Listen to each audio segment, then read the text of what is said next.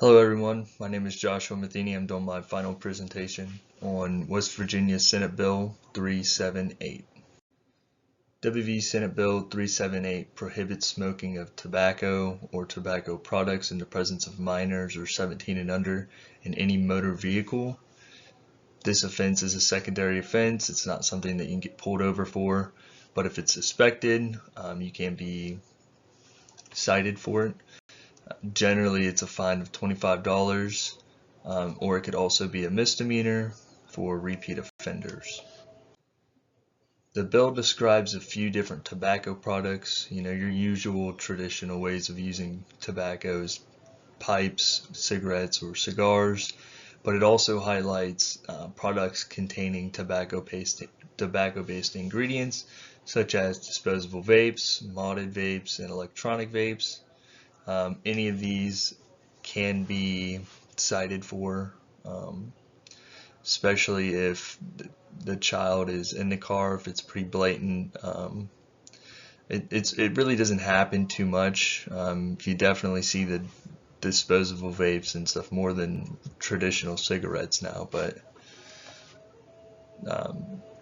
they're generally all producing secondhand smoke that could be affecting the child. When it comes to secondhand smoke, there's no capacity of smoke that's safe for children.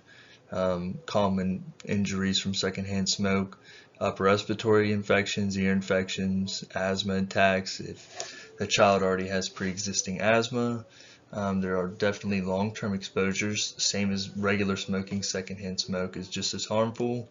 Can increase their chance of lung cancer as well as any other cancers associated with tobacco products, mouth, esophageal, all those cancers open their doors to whoever's inhaling secondhand smoke. Not only that, but it also clings to clothing, hair, and skin. This exposes the children or the child to carcinogens long after exposure. Wear that on their clothes all day until whenever they change their clothes. So with my recommendations for this bill is to increase the fine to $250. I feel like $25 isn't really going to be enough to make people think twice about smoking while their child's in the car. For some repeat offenders, if it's 1 to 5 times, I think that there should be mandatory cessation classes for repeat offenders. You have to really crack down on something like this because of the exposures and all the studies that are coming out with secondhand smoke and the long-term effects. I just think that it is awful.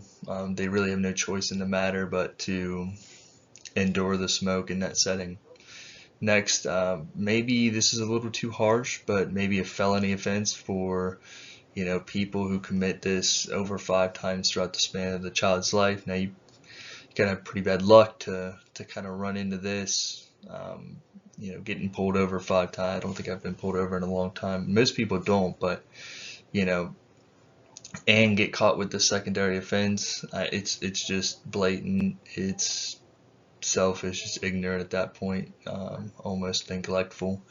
So, with a pretty harsh penalty with 5 times, very unlikely that this would happen, but this is the end of my presentation. Next, I have the references.